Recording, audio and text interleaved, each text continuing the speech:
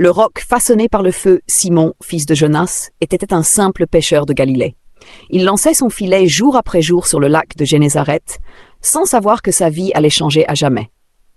Un jour, un homme nommé Jésus de Nazareth l'appela. « Suis-moi et je ferai de toi un pêcheur d'hommes. » Ce fut le début d'un voyage extraordinaire. Simon reçut un nouveau nom, Pierre, Pétros, le roc, un nom qui portait une prophétie. Mais ce roc allait d'abord se briser. Leçon de foi, de faiblesse et de rédemption. Pierre suivait Jésus de près. Il voyait les miracles. Il entendait les paroles de feu. Il marchait même sur l'eau un court instant avant de sombrer dans le doute. Il était le premier à confesser « Tu es le Christ, le Fils du Dieu vivant ». Mais Pierre était aussi impulsif. Il coupa l'oreille d'un soldat au jardin de Gethsémané. Il déclara avec assurance « Même si tous t'abandonnent, moi je ne t'abandonnerai jamais ». Pourtant, avant que le coq ne chante, il renia Jésus 3 fois. À ce moment-là, le roc s'effondra. Ses larmes amères étaient le reflet d'un cœur brisé, d'une âme confrontée à sa propre faiblesse.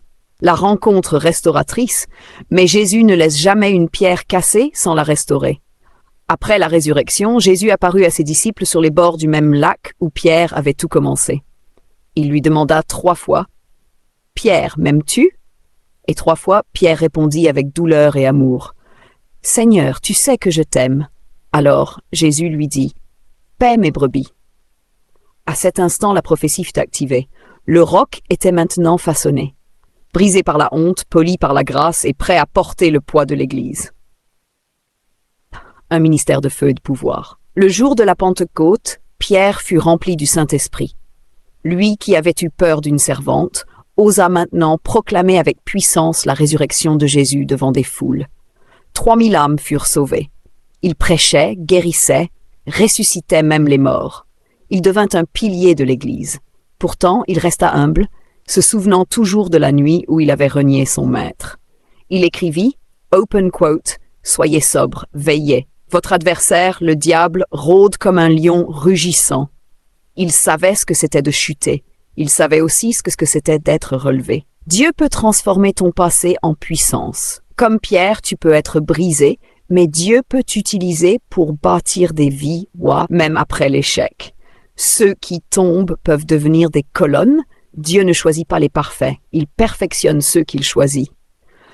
Le feu du Saint-Esprit transforme les craintifs en conquérants. Pierre avait peur, mais le feu de Pentecôte l'a rendu inébranlable. Dieu a besoin de ton oui, pas de ta perfection.